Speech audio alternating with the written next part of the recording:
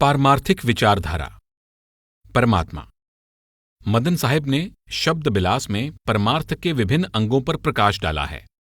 आपने बार बार उस अनादि, अविनाशी, शक्ति रूप, ज्ञान रूप, प्रेम रूप और आनंद रूप प्रभु की स्तुति की है, ताकि जीव के अंदर प्रभु पर भरोसा हो जाए और उसे प्रभु के साथ मिलाप की प्रेरणा मिले।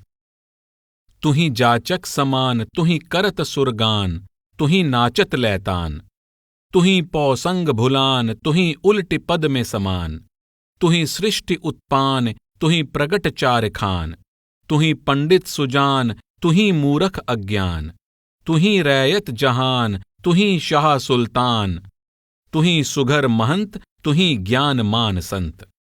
मदन साहब पूर्ण अद्वैत पर प्रकाश डालते हुए परमात्मा की महिमा करते हैं। आप कहते हैं, हे प्रभु, तू ही प्रार्थना करने वाला याचक बन जाता है, तू ही तान पर नाचने वाला, गाने वाला भक्त बन जाता है, तू ही मायामय जगत को सत्य समझने के भ्रम में पड़ जाता है, तू ही मायामय जगत से उपराम होकर परम पद में समा जाता है, तू ही अपनी मौज द्वारा सृष्टि की रचना कर देता है, तू जेरज, अंडज, सेतज, उद्भिज चार खानियों का सृजन करके हर जीव में समा जाता है, तू ही ज्ञानी विद्वान बन जाता है और तू ही अनपढ़ अज्ञानी मूर्ख बन जाता है, तू ही प्रजा का रूप धारण कर लेता है और तू ही बादशाह का रूप धारण कर लेता है। कहीं तू सुघड़ सयाना महंत बन जाता है और कहीं पूर्ण ज्ञानी संत बन जाता है। सर्व रूप में समानी, जैसे क्षीर मध्य पानी, सर्व सृष्टि उत्पानी, सोई सर्व भेद बखानी। आप कहते हैं कि जिस तरह दूध में पानी समाया होता है परंतु दिखाई नहीं देता, उसी तरह परमात्मा हर घट में समाया हुआ है परंतु दिखाई नहीं देता। आप वाणी के एक अन्य प्रसंग में उदाहरण देते हैं कि सूर्य आकाश में होता है परंतु उसका प्रकाश हर जगह फैला होता है। उसी तरह परमात्मा अपने निज धाम में है परंतु उसका प्रकाश सृष्टि के कण कण में समाया हुआ है। मदन साहिब कहते हैं कि सृष्टि रचने वाला भी वही है और सृष्टि तथा अपने भेद बयान करने वाला भी वही है। जिन्हें बानी आदि जानी, आदि घर निगम पहचानी, धूरी धोखा उड़ानी, मदन अमर सहिदानी, सोई कर्ता की निशानी, देख मुक्ति दर्शानी। वह परमात्मा शब्द, नाम या वाणी रूप है। जो व्यक्ति उसकी अनादि वाणी, उसके अनादि शब्द यानी नाम को पहचान लेता है, उसे परमात्मा के अनादि घर जाने के मार्ग की सूझ हो जाती है। उसके सब भ्रम और संशय दूर हो जाते हैं, उसका परमात्मा से मिलाप हो जाता है और उसको मुक्ति की प्राप्ति हो जाती है। मदन साहिब समझा रहे हैं कि संसार में रूपों की अनेकता है पर शक्ति की पूर्ण एकता है। जो कुछ है एक परमात्मा से है, जो कुछ है उसमें परमेश्वर का प्रकाश, शब्द यानी नाम समाया होता है तथा जो कुछ है परमात्मा का रूप है। द्वैत या अनेकता दृष्टि का धोखा है। हमें चार खानियों के 84 लाख योनियों के जीव अलग अलग दिखाई देते हैं। हम जीवों को धर्म, जाति, औरत मर्द, विद्वान अनपढ़, अमीर गरीब, राजा प्रजा, भले बुरे आदि के रूप में देखते हैं, परंतु वास्तव में हर जीव के अंदर एक परमात्मा की शक्ति काम कर रही है। मदन साहेब प्रेरणा दे रहे हैं कि हमें परमेश्वर की वाणी, उसके शब्द यानी नाम द्वारा उससे मिलाप करके अनेकता में से पूर्ण अद्वैत में पहुंच जाना चाहिए। जिस तरह प्रकाश में पहुंचने से अंधकार दूर हो जाता है, उसी तरह अद्वैत में पहुंचने से द्वैत या अनेकता के पैदा किए सब भ्रम संशय दूर हो जाते हैं। फिर हर ओर एक ही परमेश्वर का नूर दिखाई देता है और हम मायामयी रचना और इसकी दुखदायी अनेकता से मुक्त होकर पूर्ण अद्वैत के सहज आनंद में पहुंच जाते हैं। परमात्मा की महिमा करते हुए मदन साहिब कहते हैं, साधो अलह राम की खानी, कोई संत विवेकी जानी। ब्रह्मा विष्णु महेश थकित भये, योग जुक्ति अनुमानी। परे अथाह थाह नहीं पावें, बूढ़ मुए बिन पानी। कर्म काल का जाल पसारा, अरुझे मुनिवर ज्ञानी। काल अहेर करत निसवासर, दुई दुख केर निसानी। तीन लोक में काल समाने, चौथ अमर सहिदानी। खानी का अर्थ है भेद। आप कहते हैं कि जिस परमेश्वर को अल्लाह राम आदि नामों से पुकारा जाता है वह अकथ अक्कह है। वह मन, इंद्रियों और कल्पना की पहुंच से परे है। कोई विरला पूर्ण ज्ञानी संत ही उस अगम अगाध प्रभु का भेद जानता है। आपका भाव है कि परमेश्वर अनुभव का विषय है, वर्णन का नहीं। परमेश्वर से मिलाप कर चुके पूर्ण पुरुष उसे जान सकते हैं, परंतु उसका वर्णन नहीं कर सकते। साधारण जीव तो एक ओर रहे। ब्रह्मा, विष्णु और शिव जैसे देवता, बड़े बड़े ऋषि मुनि और योगी भी केवल उसके बारे में अनुमान ही लगाते रहते हैं, परंतु उसके वास्तविक स्वरूप और उसके वास्तविक सामर्थ्य का वर्णन नहीं कर सकते। वह परमेश्वर अगम अथाह है, उसका भेद पा सकना असंभव है।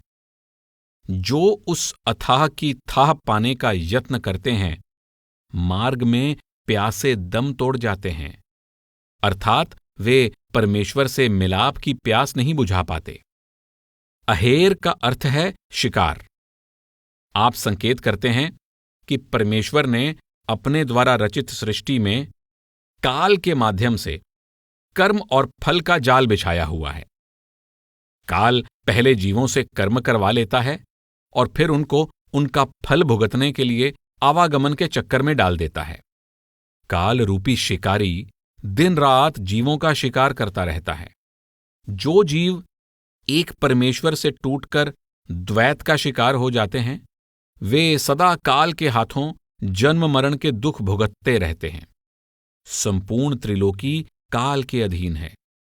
उस अमर अविनाशी अनादि परमेश्वर का 3 गुणों की त्रिलोकी से परे चौथे लोक में निवास है। केवल वहां पहुंचकर ही उसकी निशानी मिल सकती है, उसके दर्शन हो सकते हैं। स्वामी शिवदयाल सिंह जी की वाणी है, 3 लोक में नाम न पावें, चौथे लोक में संत बतावें। 3 लोक में बसता काल, चौथे में रहे नाम दयाल।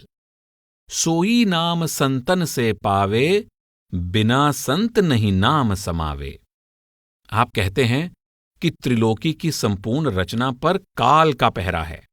वह दयालु परमेश्वर और उसके नाम का चौथे लोक में निवास है। पूर्ण संत सतगुरु की दया मेहर के बिना त्रिलोकी को पार करके चौथे लोक में पहुंचकर परमेश्वर और उसके नाम में अभेद हो पाना असंभव है। पहुंच रहा कोई गुरुजन प्यारा, पकड़ पक्ष गुरुबानी। सार शब्द कछु वस्तु अनूठी, गुरु की हाट बिकानी। कोई कोई संत किया है सवदा, सोई संत मदन मन मानी। मदन साहिब समझा रहे हैं कि परमेश्वर से मिलाप का इच्छुक याचक केवल पूर्ण संत सतगुरु की शरण और उसके बख्शे शब्द, नाम या वाणी द्वारा ही त्रिलोकी को पार करके चौथे लोक के वासी परमेश्वर से मिलाप कर सकता है। आप कहते हैं कि परमात्मा से मिलाने वाली गुरु की वाणी या सार शब्द अद्भुत अलौकिक परम तत्व है। कोई विरले संत ही उसका भेद जानते हैं, उसका व्यापार करते हैं, और जीव केवल उन संतों से शब्द की दात प्राप्त करके ही त्रिलोकी को पार करके चौथे लोक के निवासी अकथ अकह अगम अगाध परमेश्वर से मिलाप कर सकते हैं। परमात्मा अंदर है। सुन भूला मनुवा, गुरुघर करो निवासा। जेहि खोजत तुम चहुं दिस धावो, सो तो परम पद पासा। जहां वस्तु तहां खोजत नाही, ठौर ठौर करे आसा। जैसे मृगा नाभ कस्तूरी, फिर सूंगत घासा। योग यज्ञ संयम व्रत पूजा, तीर्थ व्रत पर आसा। बिना विवेक जगत सब भूला, भय कृत्रिम को दासा। जैसे घट घट रवि विराजय, सब घट पुरुष प्रकाशा। आदि अंत और मध्य एक रस, घटै रति नहीं मासा। यह सत्य है कि पहले तो किसी जीव का परमात्मा की प्राप्ति की ओर ध्यान ही नहीं जाता, और अगर जाता भी है तो लोग बाहर स्थान स्थान पर उसकी खोज में भटकते फिरते हैं। कोई धर्म स्थानों में उसकी खोज करता है, तो कोई उसकी तलाश में जंगलों या पर्वतों में दौड़ता फिरता है, कोई तीर्थ स्थानों की ओर दौड़ा जाता है। मदन साहब कहते हैं, हे भूले मन, तू गुरु की शरण प्राप्त कर, ताकि जिस प्रभु की खोज में तू चारों ओर भटकता फिरता है, तुझे तेरे अंतर में ही उसके परम धाम तक पहुंचने का सौभाग्य प्राप्त हो जाए। आप कहते हैं कि तेरी हालत कस्तूरी मृग के समान है। कस्तूरी उसकी नाभि में होती है, पर वह बाहर चारों ओर घास या झाड़ियों में उसकी खोज करता रहता है। मदन साहिब संकेत करते हैं कि गुरु की शरण द्वारा अंदर बैठे प्रभु से सहज में ही मिलाप किया जा सकता है, परंतु लोग जप तप, योग यज्ञ, संयम, तीर्थ व्रत, पूजा पाठ आदि द्वारा उससे मिलाप कर लेने की आशा रखते हैं। ज्ञान विहीन लोग सिरजनहार को छोड़कर उसकी रची हुई दुनिया के मोह में फंसे हुए हैं। जिस तरह सूर्य का प्रकाश चारों ओर फैला हुआ है, उसी प्रकार प्रभु का प्रकाश हर घट में समाया हुआ है। वह प्रभु सर्वव्यापक है। वह सृष्टि के आदि से अंत तक समान रूप में हर स्थान पर समाया हुआ है। उसका प्रकाश सदा एक रंग, एक रूप, एक रस रहता है। वह कभी घटता बढ़ता नहीं। ज्यों बुदबुदा को खेल रचेव है, तन को यही तमासा। रहत अचर्ज जात कछु नाही, ज्यों जल बीच बतासा। बिन सद्गुरु कोई पार न पावै, गुरु को करो तलासा। जेहि गुरु मिले सो पद अनुरागे, मदन भये भ्रम नासा। मनुष्य को अपने शरीर के बारे में वास्तविकता समझ लेनी चाहिए। पानी के बुलबुले के समान मनुष्य का शरीर क्षणभंगुर है। यह केवल पल दो पल का खेल है। जिस तरह पानी में बताशा घुल जाता है और देखकर हैरानी होती है कि वह कहाँ चला गया, उसी प्रकार देखते ही देखते मनुष्य शरीर का अंत हो जाता है। दरअसल सतगुरु की शरण के बिना कोई भी कभी भी संसार के खेल को समझ नहीं सकता और रचना को लांघकर रचयिता तक नहीं पहुंच सकता। इसलिए तुम तन मन से सतगुरु की खोज करो और सतगुरु की शरण प्राप्त हो जाने पर उसके चरण कमलों से प्रेम करो। उसकी समझाई युक्ति के अनुसार परमात्मा की भक्ति करो, ताकि जगत और शरीर के सत्य होने का भ्रम दूर हो जाए और अपने भीतर ही परम सत्य का सच्चा ज्ञान हो जाए। साईं तो निपट निकट ही, हो बंदे अजहूं चेत चित। काहे को कर्म बस नाचत बंदर अस, कूद फांद कछु नाही हो। दशा हंस गति निकट प्राणपति, खोज करो गुरु पाही हो। असल न देखत नकल परेखत, जस दर्पण बिच छाही हो। जिन सिर दीन्हा निज घर चीन्हा, मदन शूर सोई आही हो। आप चेतावनी दे रहे हैं कि तुम बहुत समय से अचेत होकर प्रभु की तलाश करते चले आ रहे हो। तुम सावधान हो जाओ। तेरा प्रियतम तुम्हारे अत्यंत निकट है। वह सदा अंदर तेरे साथ है। इसलिए तू अंतर ही में उसकी खोज कर। तू बंदर की तरह काल रूपी मदारी की ताल पर इधर उधर कर्मों का नृत्य क्यों कर रहा है? स्थान स्थान पर भटकने से कुछ भी हासिल नहीं होता। परमेश्वर अंदर है। तू सतगुरु की शरण लेकर अंतर में ही उसकी खोज कर। शीशे में पड़ रहे साये को ही असलियत समझ लेना कोरी अज्ञानता है। केवल वही सच्चा सूरमा है जो अपनी खुदी, अपने आपे या अहम को कुर्बान कर देता है। केवल ऐसे सूरमे भक्त को ही निज घर पहुंचकर प्रभु से मिलाप करने का सौभाग्य प्राप्त होता है। आत्मा। केही घर से जिव आया साधो, कहां से आया कौन पठाया, बिनसत कहां समाया। पंडित पीर तपस्वी योगी, गुरुवा लोग कहाया, सबसे पूछ किया बिनती कर, कोई नहीं भेद बताया। जेहि गुरु में यह भेद नहीं है, सो गुरु भांड कहाया। जाहि असल को नकल कहत सो, असल रूप नहीं पाया। मदन साहेब सावधान करते हैं कि संसार के लोगों को न तो सृष्टि के कर्ता परमात्मा के बारे में सूझ है और न ही आत्मा की वास्तविकता के बारे में ज्ञान है। अज्ञानी जीव की दृष्टि केवल शरीर और इंद्रियों तक सीमित है। लोग शरीर के अंदर मौजूद आत्मा की असलियत के बारे में कुछ नहीं जानते। आप कहते हैं कि मैं अपने आप को गुणी ज्ञानी, विद्वान, गुरु पीर, योगी तथा तपस्वी कहलाने वाले लोगों से पूछता हूं कि मुझे यह समझाने की कृपा करो कि जीव कहां से आया है, किसका भेजा हुआ यहां आया है, और जब शरीर का अंत हो जाता है तो आत्मा कहां चली जाती है। कोई भी मेरी प्रार्थना सुनकर मुझे यह भेद नहीं समझाता। जो दंभी महात्मा गुरु होने का दावा करते हैं परंतु जीव को उसके वास्तविक स्वरूप, असल घर और असल कर्ता के बारे में सूझ नहीं करवा सकते, वे सच्चे गुरु कहलाने के अधिकारी नहीं हैं। जिनको जीव के वास्तविक स्वरूप का ज्ञान नहीं और जो शरीर और इंद्रियों को ही जीव का असल आपा समझ बैठे हैं, उनको जीव के वास्तविक स्वरूप की सूझ कैसे हो सकती है।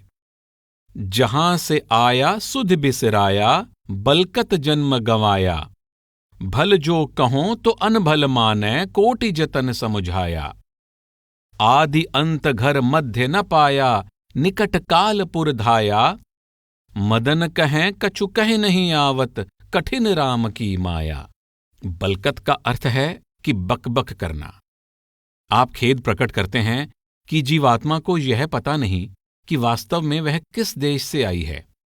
जीवात्मा न तो अपने वास्तविक स्वरूप की पहचान करने का यत्न करती है और न अपने असल घर की ओर वापस जाने की तरफ ध्यान करती है।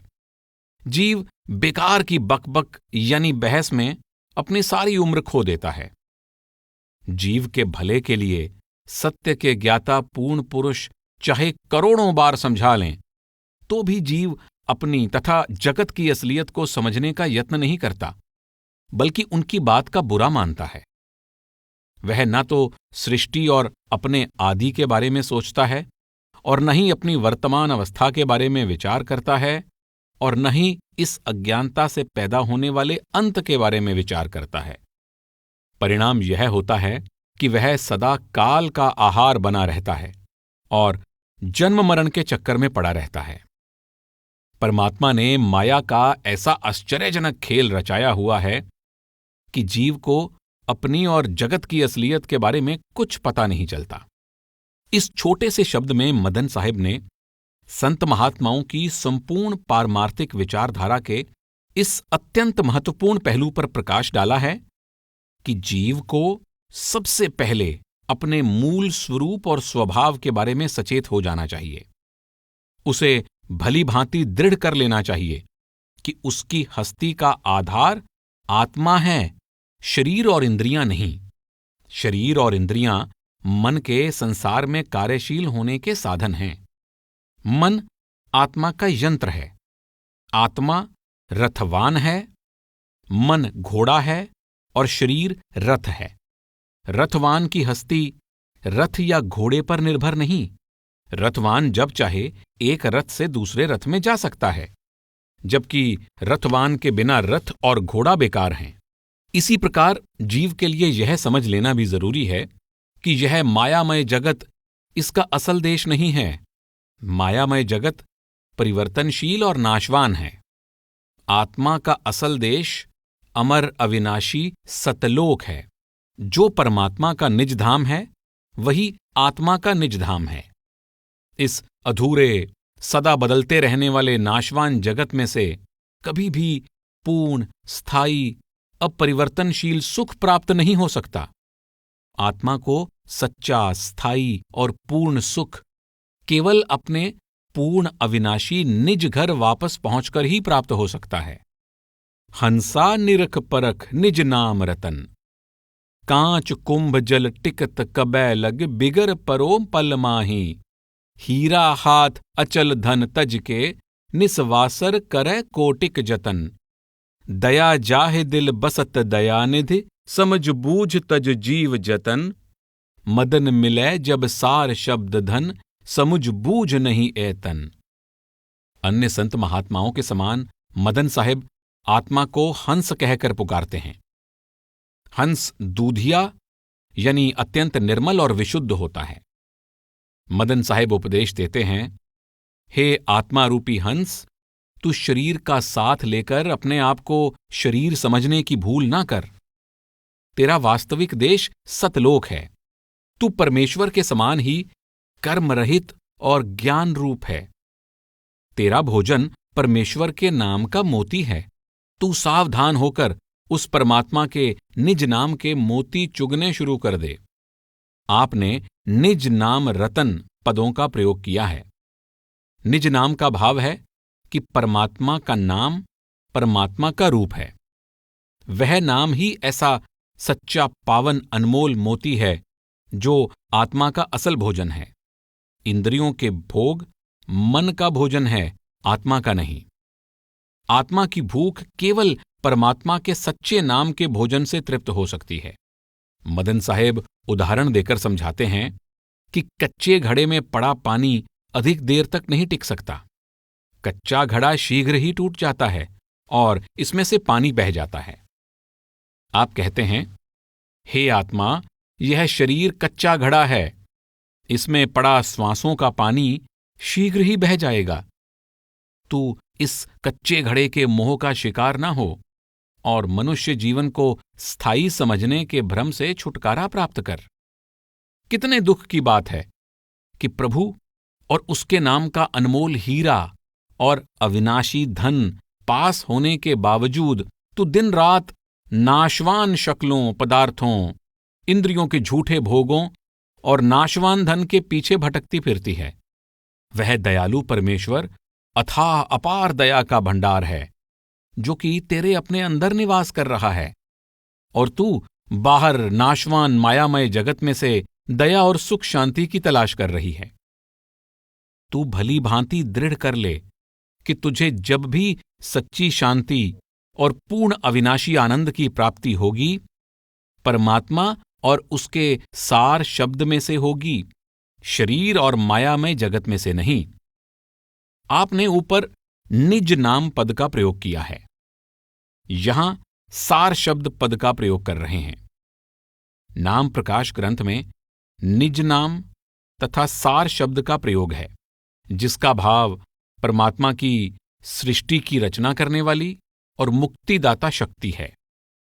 मदन साहिब जीवात्मा को अपने निज स्वरूप की पहचान करने, अपने असल देश की पहचान, अपने असल भोजन की पहचान की प्रेरणा दे रहे हैं, ताकि वह मायामय शरीर और संसार के मोह से मुक्त होकर अपने निज धाम के परम आनंद की अधिकारी बन जाए। सुन सखिया लोगो केहि गुण करत गुमान, बहु प्रकार से तोहे समझावों आवत नहीं मन मान।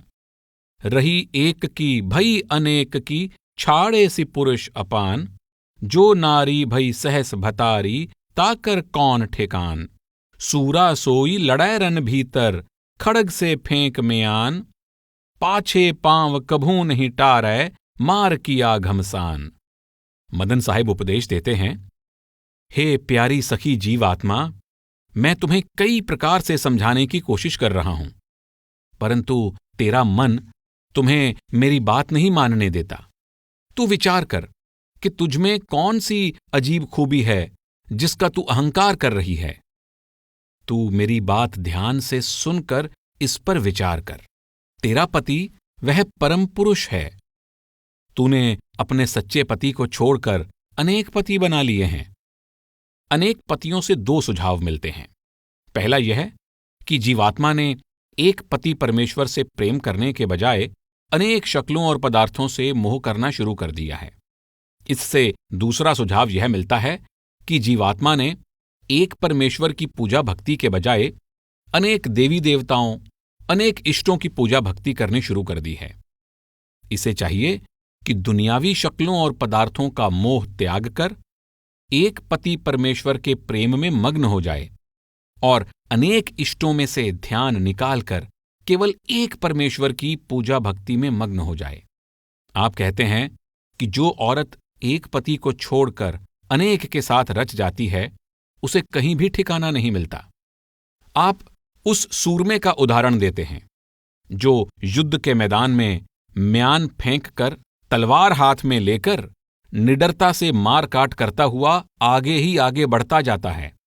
उसे सम्मान मिलता है, परंतु जो योद्धा रणभूमि में पीठ दिखा देता है, उस कायर को कहीं भी मान सम्मान नहीं मिलता। धर्म ग्रंथों में कहा गया है कि रणभूमि में जान कुर्बान करने वाला योद्धा स्वर्गलोक का अधिकारी बन जाता है। अर्थात जो जीवात्मा संसार रूपी रणभूमि में अपनी खुदी कुर्बान कर देती है, जो विषय विकारों, इंद्रियों के भोगों, संसार की मोह ममता का नाश कर देती है, उसका पति परमेश्वर से मिलाप हो जाता है। जो जीवात्मा मोह ममता, इच्छा तृष्णा, पांचों विकारों के हाथों हार जाती है, वह किए हुए कर्मों का फल भोगने के लिए यमदूतों के वश पड़ जाती है और जन्म मरण तथा नरकों के दुखों की अधिकारी बन जाती है। संत देख कै तप धर आवै, वोझा को सन्मान, सृजनहार की भक्ति न भावै, पूजें पशान मसान। दवर धूप सब छाड़ो, सखिया छाड़ो कथा पुराण, उल्टी बेद का भेद लखो, गहे सार शब्द गुरु ज्ञान। पति बरता होए रहिए सखिया, मदन सिखावन मान, अपने पिया संग रातो मातो, तब ही कुशल कल्याण। आप कहते हैं कि जो जीवात्मा संतों के दर्शन करके क्रोध से तपती जलती हुई घर लौट आती है, जिसको संतों की संगति और शरण से शीतलता और सुख की प्राप्ति नहीं होती, जो भाग्यहीन जीवात्मा एक पति परमेश्वर की पूजा भक्ति के बजाय पत्थर की मूर्तियों और कब्रों या समाधियों की पूजा भक्ति में लग जाती है, उस अभागिन को पति परमेश्वर से मिलाप का सच्चा सम्मान और आनंद कैसे मिल सकता है। मदन साहिब उपदेश देते हैं, हे जीवात्मा, तू जंगल यानी दवर में भटकना छोड़कर आग और धूप की तपिश में शरीर को तपाने तथा ग्रंथ शास्त्रों के पाठ विचार को त्याग कर सतगुरु के उपदेश अनुसार अपना ध्यान संसार से और शरीर के आंखों से निचले भाग की ओर से मोड़कर अंदर स्थिर करके परमेश्वर के शब्द से जोड़ दे। तू अनेकों की विभिन्न प्रकार की बाहरमुखी भक्ति में से ध्यान निकालकर एक परमेश्वर के शब्द की अंतर्मुख भक्ति में लग जा, ताकि तुझे पति परमेश्वर से मिलाप का आनंद प्राप्त हो जाए। मदन साहिब ने सुंदर ढंग से समझा दिया है कि जीव की हस्ती का असल आधार आत्मा है। आत्मा परमात्मा की अंश है। इसमें परमात्मा के सब गुण मौजूद हैं। मन इंद्रियों के साथ तथा दुनियावी शक्लों और पदार्थों के मोह के कारण यह भ्रम का शिकार हो गई है। इसे चाहिए कि गुरु की शरण और नाम की कमाई द्वारा अपने वास्तविक स्वरूप की पहचान करके अपने असल देश वापस पहुंच जाए और पति परमेश्वर से मिलकर सुखी हो जाए। आत्मा जाति पाति से ऊपर है। मदन साहिब सावधान करते हैं कि जीवों को जाति पाति में बांटना भारी अज्ञानता है। प्रत्येक जीव समान रूप में परमात्मा का अंश है। जो परमात्मा की जाति है वही आत्मा की जाति है। हर धर्म और जाति का जीव समान रूप में परमात्मा की भक्ति का अधिकारी है। सुन पंडित रैया, वरण कहाँ से निर्मैया, सोधिवोध के मोहे बतावो, छाड़ो कपट चतुरैया। आप कहते हैं, हे पंडित जी, छल फरेब, चालाकी, होशियारी एक और रखकर मुझे यह समझाने की कृपा करो कि चारों वर्णों क्षत्रिय, ब्राह्मण, वैश्य, शूद्र का वास्तविक आधार क्या है। 5 तत्व गुण 3 जहां लग, एकै वर्ण समैया, एक वर्ण का सकल पसारा, 4 कहां ठहरैया। आप दलील देते हैं कि चारों वर्णों के जीव समान रूप में 5 तत्वों और 3 गुणों की उपज हैं। फिर उन्हें 4 वर्णों में कैसे बांटा जा सकता है? ब्रह्मा विष्णु महेश भये जब, जाति वर्ण नहीं तैया, ताही कुल अवतार लियो है, कुले कान क्यों लैया।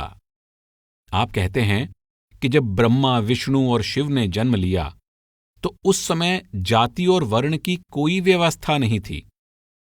जब तुम संपूर्ण मानव जाति को उनकी संतान मानते हो तो फिर एक जीव और दूसरे जीव में कुल और जाति का भेदभाव कैसे कर सकते हो?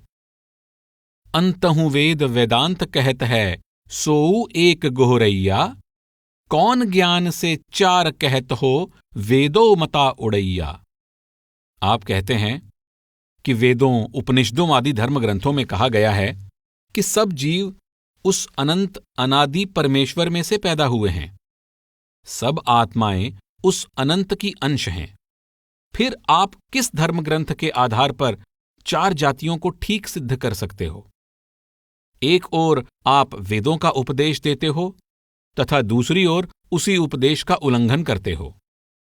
छाड़ो कुमति विकार कपट सब, छाड़ो कूद कुदैया, सार शब्द को करो निबेरा, जेह विधि हंस चिन्हैया। तजो योग जप तीर्थ वरत तप, ई सब थिन्निक थैया, राम रमै सो पूरा पंडित, मदन ताहि मुक्तैया। आप उपदेश देते हैं कि जाति का मान त्याग कर अपने हृदय से दुर्मति, विषय विकारों, छल कपट को बाहर निकालने की ओर ध्यान दो। स्थान स्थान पर उछलना कूदना बंद करके एकांत में स्थिर बैठकर सुरत को हृदय में सार शब्द से जोड़ो ताकि अपने आत्मिक स्वरूप की पहचान कर सको। आत्मा परमात्मा की अंश है। यह परमात्मा के समान अजाति है। यह न हिंदू है, न मुसलमान, न ब्राह्मण, न शूद्र। यह परमात्मा के समान ही प्रेम रूप और दया रूप है। द्वैत माया की उपज है। परमात्मा में पूर्ण अद्वैत है। प्रभु की पहचान द्वारा आत्मा भी अनेकता में से पूर्ण एकता में पहुंच जाएगी। फिर यह क्षत्रिय, ब्राह्मण, वैश्य और शूद्र के भेदभाव से ही नहीं, बल्कि हिंदू, मुसलमान, औरत आदमी, अनपढ़ विद्वान, अमीर गरीब, राजा भिखारी और भले बुरे के भेदभाव से भी ऊपर उठ जाएगी। आप कहते हैं कि अपने आत्मिक स्वरूप की पहचान द्वारा परमात्मा की पहचान करके पूर्ण अद्वैत में पहुंचने के लिए जप तप, तीर्थ व्रत, योग त्याग आदि किसी भी बाहरमुखी साधन की भाग दौड़ में पड़ने की आवश्यकता नहीं है। अंतर में आत्मा को सार शब्द में अभेद कर दो। जब आत्मा को राम अर्थात सर्वव्यापक परमात्मा में अभेद कर दोगे तो सच्चे पंडित बन जाओगे और तुम्हें मुक्ति का सौभाग्य प्राप्त हो जाएगा। कबीर साहब ने आगे कहे शब्दों में तर्कों से जाति पाति का खंडन किया है और साथ ही केवल ब्रह्म की पहचान करने वाले को सच्चा ब्राह्मण माना है। गर्भवास में कुल नहीं जाती, ब्रह्म बिंदते सब उत्पाती। कहो रे पंडित बामण कब के होए, बामण कह जन्म मत खोए। जो तू ब्राह्मण ब्रह्मणी जाया, तो आन बाट काहे नहीं आया। तुम कत ब्राह्मण हम कत सूद, हम कत लोहू तुम कत दूध। कहो कबीर जो ब्रह्म विचारै, सो ब्राह्मण कहियत है हमारे। आप तर्क देते हैं, पंडित जी जरा विचार करके देखो कि माता के गर्भ में बच्चे का कुल या जाति नहीं होती। न जीव के शरीर की कोई जाति होती है, न ही आत्मा की। जब सब जीव एक ही ब्रह्म के अंश हैं तो फिर कोई जन्म से ब्राह्मण कैसे हो सकता है? पंडित जी, ब्राह्मण होने का अहंकार करके जन्म बर्बाद ना करो। सब जीव समान रूप से माता के पेट में से जन्म लेते हैं। ब्राह्मण किसी और मार्ग से नहीं आते, वे आकाश से नहीं टपकते। अगर हमारे अंदर रक्त है तो तुम्हारे अंदर दूध तो नहीं? प्रत्येक जीव का रक्त समान होता है।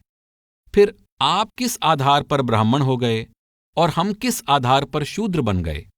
हम तो केवल ब्रह्म की पहचान करके ब्रह्म का रूप हो गए व्यक्ति को ही ब्राह्मण मानते हैं। केवल जाति के आधार पर किसी को ब्राह्मण या शूद्र मानने के लिए तैयार नहीं है। मन, आत्मा परमात्मा की अंश है। यह परमात्मा के समान अमर, अविनाशी, ज्ञान रूप, प्रेम रूप तथा आनंद रूप है।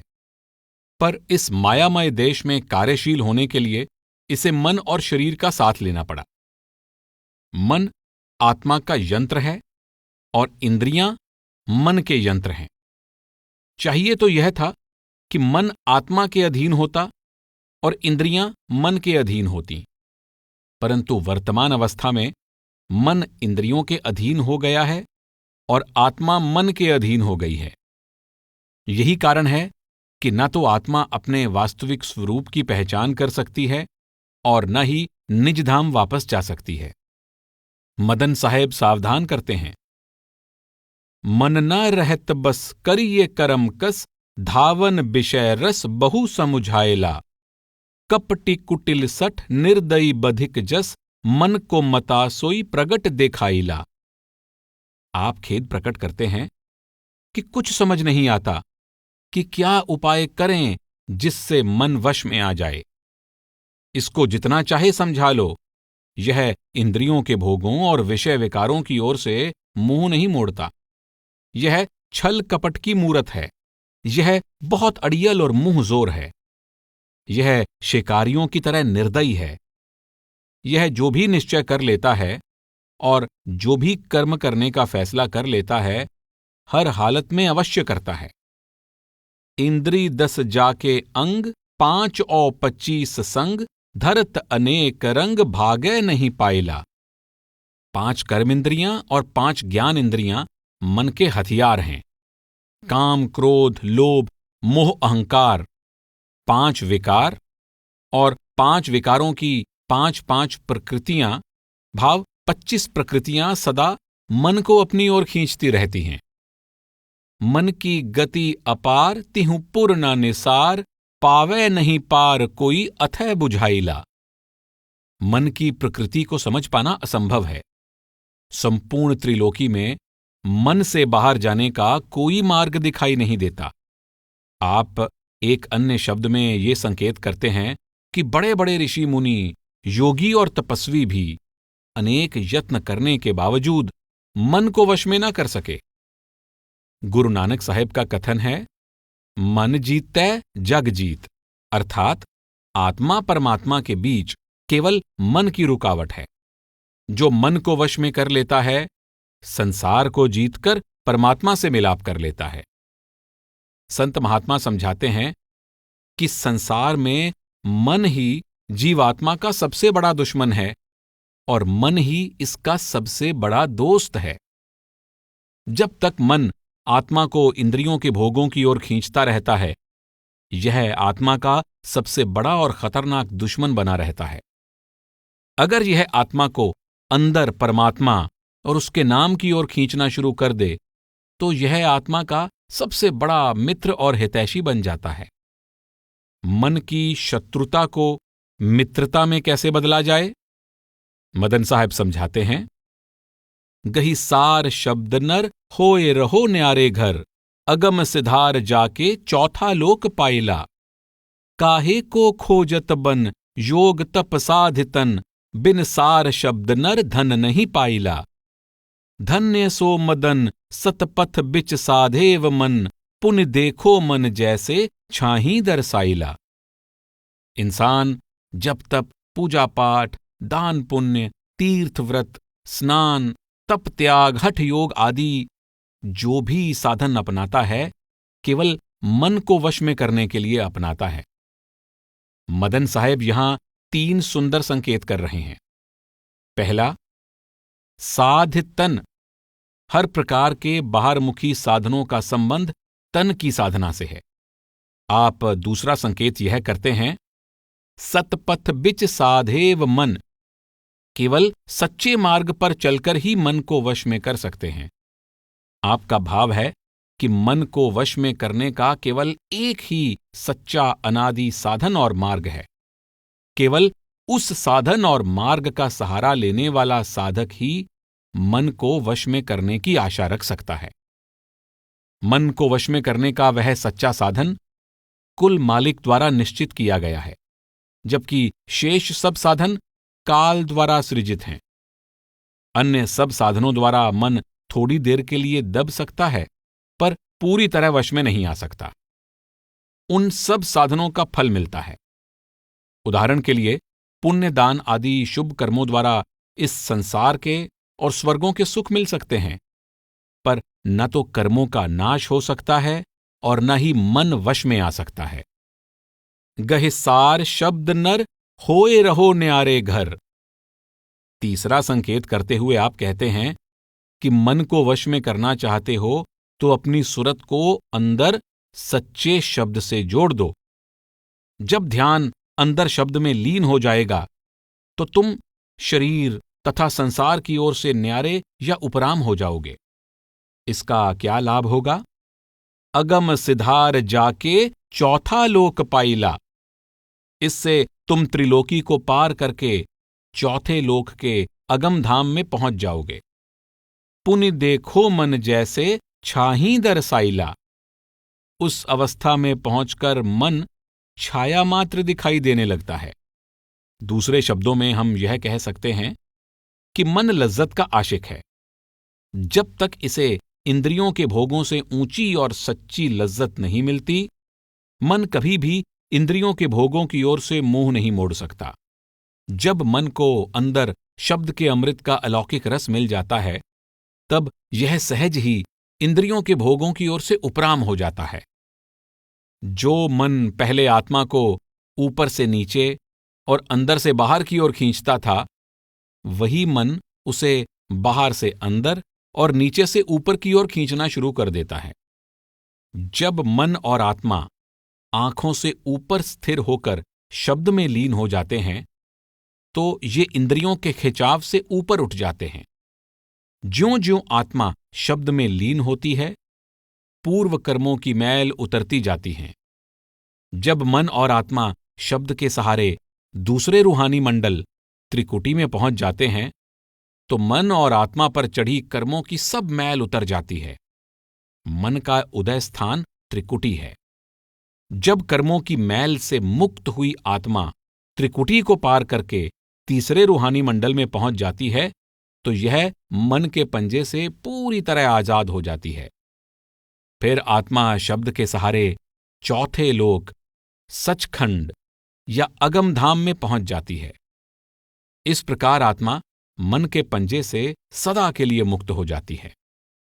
अजहू सोच मन बावरे कह फिरत भुलाना, कांच कुंभ जल ना टिकै यह समझ सयाना। मात पिता सुत नार बंधु धन धाम लोभाना, सेमर सुगना सेई के पाछे पछताना। काग कुमति हठ परिहरो धरो हंस को बाना, नीर छीर बिल गए नहीं कहू कौन ठेकाना। योग यज्ञ व्रत संजमा तीर्थ औदाना, काल कर्म मानो सही भजुपद निर्बाना। दया गरीबी दीनता घर अदल अमाना, मदन सिखावन मान के गुरु शब्द समाना। आप कहते हैं, हे मूर्ख मन, जरा सोचकर देख कि तू कहां भटक रहा है। तू यह समझने की कोशिश कर कि कच्चे घड़े में पानी अधिक देर तक नहीं ठहर सकता। मेरे मन, तेरी हालत उस तोते के समान है जो सेमल के फल की सुंदरता देखकर उस पर चोंच मार लेता है। उसकी चोंच सेमल के रेशों में फंस जाती है और वह तड़प तड़प कर जान खो बैठता है। तू भी उस तोते की तरह माता पिता, पुत्र स्त्री, सगे संबंधियों, धन दौलत और घर घाट के मोह में फंसकर जन्म बर्बाद कर लेगा। बाद में सिवाय पछतावे के कुछ हाथ पल्ले नहीं पड़ेगा। तू कागवृत्ति त्याग दे। कौवा हमेशा गंदगी में चोंच मारता है। तू हंस वाली वृत्ति धारण कर। जिस प्रकार हंस दूध से पानी को अलग कर देता है, तू भी सार और असार, असली और नकली, अविनाशी और नाशवान का अंतर समझने की कोशिश कर, अन्यथा तू कभी भी अपनी असल मंजिल पर नहीं पहुंच पाएगा। आप पहली चेतावनी यह देते हैं, काल कर्म मानो सही, अर्थात तू जप तप, तीर्थव्रत, दान पुण्य, योग त्याग, जो भी बाहरमुखी साधन अपना रहा है, वे सब काल के पैदा किए हुए हैं। आप दूसरा संकेत यह करते हैं, भज पद निर्बाना। काल द्वारा चलाए गए भक्ति के साधन जीव को त्रिलोकी की कैद में रखते हैं, जबकि प्रभु द्वारा सृजित भक्ति का सच्चा साधन त्रिलोकी से मुक्त करके निर्वाण पद में ले जाता है। वह साधन क्या है? मदन सिखावन मान के गुरु शब्द समाना। वह साधन सतगुरु के उपदेश अनुसार सुरत को शब्द में लीन करना है। केवल सतलोक से आ रही शब्द की धारा ही आत्मा को अपने में समाकर वापस सतलोक ले जा सकती है। यही आत्मा को काल या मन के बंधन से मुक्त करने का वास्तविक साधन है। हंसा मन की वृत्ति कछु लख न परै, कहे न जात कुछ हरे हरे। पांच तत्व मन, मन ही तीन गुण, मन के रूप तेहु लोक खरे। मन मसजिद अरु मन ही देवहरा, मन ही देव मन सेव करै। पाप पुण्य मन आवागवन मन, मन ही जन्म 9 बार धरै। मदन साहब कहते हैं, हे प्रभु, मन का स्वभाव यानी इसकी वृत्ति और उसके कार्यों को समझ पाना असंभव है। मन को 3 गुणों और 5 तत्वों के सतोगुणी अंश से उपजा माना जाता है, इसलिए इसके अंदर 3 गुणों और 5 तत्वों का गुण शामिल है। त्रिलोकी की मायामयी रचना 3 गुणों और 5 तत्वों का पसारा है। मन काल का ही रूप है, इसलिए काल या मन को त्रिलोकी का कर्ता कहने में कोई अंतर नहीं। वर्तमान अवस्था में मन आत्मा पर हावी है, इसलिए मन ही जीव को मंदिरों मस्जिदों आदि की ओर खींचता है और जीव मन की ही पूजा और सेवा में लगा हुआ है। जीव जो भी पुण्य पाप करता है, मन के कहे अनुसार करता है। यह पुण्य पाप ही जीवात्मा को आवागमन के बंधन में डाल देते हैं। योग जाप तप कर्म सबै मन, कर्म वृक्ष फल कर्म फरै। मन ही जीव को जप तप, पूजा पाठ, योग त्याग आदि अनेक प्रकार की बाहरमुखी भक्ति में उलझा देता है। जीव मन के कहे अनुसार किए कर्मों का फल भोगने के लिए विवश हो जाता है। आप समझा रहे हैं कि आत्मा तो निष्कर्मी है। मन जीव के अंदर सांसारिक इच्छाएं पैदा करके जीव को कर्म में प्रवृत्त कर देता है। जब जीव कर्म कर लेता है तो स्वाभाविक ही उनका फल भोगने के बंधन में पड़ जाता है। जब तक जीव मन के बंधन से मुक्त नहीं होता, यह आवागमन से भी मुक्त नहीं हो सकता। मदन साहिब इस शब्द के अंत में फरमाते हैं, मन माया दुई नाम रूप एक, बिन चीन्ह जग भटक मरै। मदन संत कोई शब्द पारखी, मन को चीन्ह मिल शब्द तरै। आप कह रहे हैं कि मन और माया ये 2 नाम अलग अलग हैं, परंतु दोनों की प्रकृति एक है। जब तक जीव मन की पहचान नहीं करता, जब तक वह मन को वश में नहीं करता, तब तक वह सदा मायामय संसार में भटकता रहता है। जब वह शब्द द्वारा मन को पहचान लेता है और मन को वश में कर लेता है, तब जीवात्मा शब्द में लीन होकर भवसागर से पार हो जाती है। उस अवस्था में जीव मनमुख से गुरुमुख बन जाता है। मन मूरूख से हम हारे, सुध बुध चकबक चलत नहीं, कुछ रहत मौन झख मारे। गुरु मत बचन सुनत तन तमकत, चमकत हाथ पसारे। पर सुख देख शोक उर आवत, पर दुख आनंद भारे। पर निंदा और पर कुटिलाई, कर कर जन्म बिगारे। काम क्रोध छल कपट कतरनी, बाहर भेष संवारे। क्षमाशील संतोष दया दिल, साधुन दशा बिसारे। कर्म काल को रची नावरी, विषम भार लै भारे। देत सिखावन होत अपावन, बूढ़े अगम जलधारे। महिमा गुरु मंगल मूरत की, कहत वार नहीं पारे। मदन जात दुख त्रिविधिताप, जब निर्मल दृष्टि निहारे। संत महात्मा नम्रता के पुंज होते हैं। मदन साहब भी अवगुणी जीव की तरफ से प्रार्थना करते हुए कहते हैं कि मैं मन के हाथों हार गया हूं। मेरी बुद्धि, चतुराई, सूझबूझ और विवेक का वश नहीं चलता। आखिरकार मैं मन के हाथों हार मानकर चुप हो जाता हूं। गुरु का उपदेश सुनते ही मन अग्नि के समान तपना शुरू कर देता है और बाहें फैलाकर लड़ाई के लिए तत्पर हो जाता है।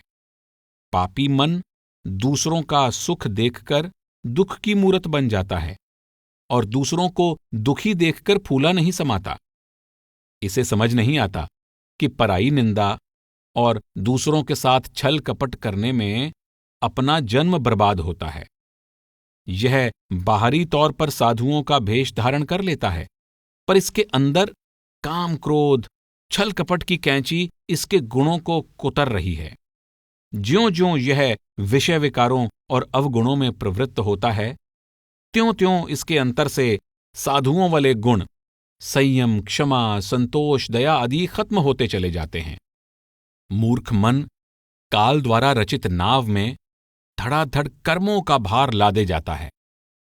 मैं इसको बहुत समझाता हूं कि नाम द्वारा कर्मों की मैल धोने का यत्न कर, परंतु यह मेरी एक नहीं सुनता और कर्मों की मैल में और अधिक लिप्त होता जाता है। परिणाम यह होता है कि इसके वश में हुआ जीव भवसागर में गोते खाता रहता है। अब प्रश्न पैदा होता है कि जीव का इस भयंकर दुखदायी अवस्था से छुटकारा कैसे हो।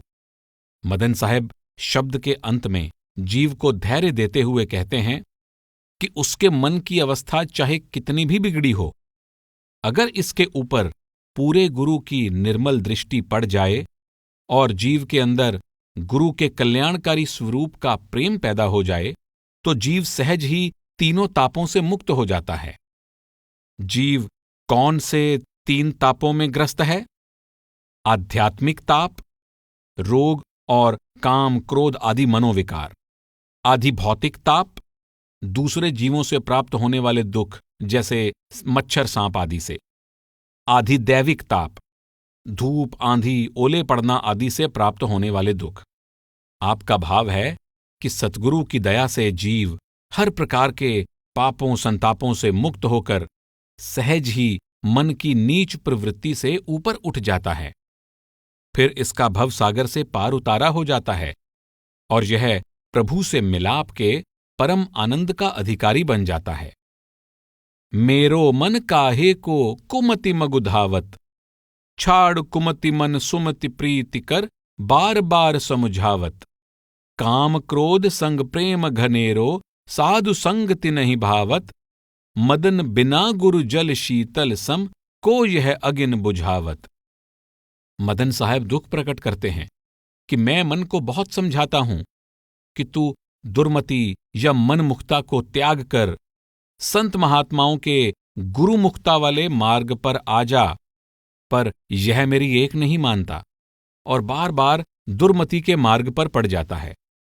मेरे मन का काम क्रोध आदि विकारों से प्रेम है और इसको संतों की संगति नहीं भाती। जब तक सतगुरु से नाम का शीतल अमृत नहीं मिलता, तब तक मन की विषय विकारों, आशा तृष्णा की अग्नि शांत नहीं हो सकती। मदन साहिब समझा रहे हैं कि मन को वश में करके परमात्मा से मिलाप करने के चाहवान जिज्ञासु को चाहिए कि बाकी सब साधनों में से ध्यान निकालकर संतों की संगति और सतगुरु की शरण द्वारा अंदर से नाम का शीतल अमृत प्राप्त कर ले, ताकि मन की विषयों की तृष्णा की अग्नि शांत हो जाए और जीव परम सुख का अधिकारी बन जाए। अजहूं सोच मन मूढ़ अभागे, ना गुरु सार शब्द चित दीन्हा, ना सतसंग नाम अनुरागे, संतन माह नाह को बासा, करत न खोज फिरत भागे भागे। संत महात्मा जब कभी भी कठोर शब्दों का प्रयोग करते हैं, अपने मन के लिए करते हैं। मदन साहिब कहते हैं, मेरे मूर्ख अभागे मन, तूने सारा जन्म गफलत में खो दिया है। अब तो सचेत होकर सोच विचार से काम ले। तूने न तो कभी सतगुरु के शब्द की कमाई की ओर ध्यान दिया, न संतों के सत्संग में गया और न ही नाम से प्रेम किया। आप कहते हैं, संतों में नाह यानी पति परमेश्वर का निवास है। तू प्रभु की खोज में कहां दौड़ रहा है? तू उस प्रियतम से मिलाप करना चाहता है तो संतों की शरण में जा। देख विचार युगन बहु बीते, तबहु न मूढ़ सोवत उठ जागे, सोवत अचेत चेत भयो वह दिन, जब यम मुगदर मांझ सिर लागे। विषय विकार कपट छल क्षुद्रही, निस दिन मिश्रित तन मन से नहीं त्यागे, आवत जात बहुत दिन बीते, रहे बंधाए कर्म के धागे। मदन साहिब कहते हैं कि अच्छी तरह विचार करके देख कि तू युगों युगों से अज्ञानता की नींद में सोया हुआ है। तू अब भी जागने का नाम नहीं लेता। तू पल भर के लिए यह सोच कि वह दिन दूर नहीं जब यम का दंड सिर पर लगेगा। उस समय कौन तेरा बचाव करेगा? तू दिन रात विषय विकारों छल कपट में ही व्यस्त रहता है। तू न तो मन को इनकी ओर से मोड़ता है और न ही इंद्रियों को। तू अनंत जन्मों से किए हुए कर्मों का फल भोगने के लिए आवागमन के चक्कर में पड़ा हुआ है। काल दयाल रूप नहीं चीन्हे, यमते दीन हो मुक्ति बर मांगे, मुक्ति निवास पास सदगुरु के, मदन मिलत जो प्रेम रस पागे। तूने काल और दयाल का भेद समझने की ओर ध्यान नहीं दिया। जिस काल का मूल उद्देश्य तुझे रचना में कैद रखना है, तू नम्रतापूर्वक उससे ही मुक्ति का वरदान मांग रहा है। काल ने जीव को त्रिलोकी तक की रचना के साथ बांधकर रखने के लिए यहां कर्मों का जाल फैलाया हुआ है। उसने अपना मन रूपी एजेंट या नौकर जीवात्मा के साथ लगाया हुआ है। मन जीव के अंदर मायावी जगत की शक्लों, पदार्थों और विषय भोगों की तृष्णा पैदा करता है। मन द्वारा पैदा की गई इच्छाओं के अधीन जीव कर्म करता है और किए हुए कर्मों का फल भोगने के लिए 84 के चक्कर में पड़ जाता है। मदन साहिब समझाते हैं कि एक ओर काल है तो दूसरी ओर दयालु परमेश्वर। काल एक एक कर्म का हिसाब मांगता है, जबकि दयालु परमेश्वर जीव के पापों के पर्वतों के बावजूद उसको बख्शने के लिए तैयार हो जाता है। संत जन दयालु निराकार का साकार रूप होते हैं। वे जीव के पापों की ओर नहीं देखते। अगर वे जीव के पापों की ओर देखें तो संसार का एक भी जीव उनसे लाभ प्राप्त नहीं कर सकता। संतों की नजर जीव की आत्मा पर होती है। उन्हें पता है कि नाम का एक कण अनंत जन्मों के पापों के ढेर को नाश कर सकता है। मदन साहब कहते हैं, मुक्ति निवास पास सदगुरु के, मदन मिलत जो प्रेम रस पागे। अर्थात मुक्ति का वरदान केवल दयालु संतों के पास है। जिस जीव के अंदर प्रभु का प्रेम भर जाता है, जिसके अंदर प्रभु की दया से प्रभु से मिलाप की सच्ची तड़प पैदा हो जाती है, संतजन उसे प्रभु के शब्द से जोड़कर मुक्ति का वरदान देते हैं।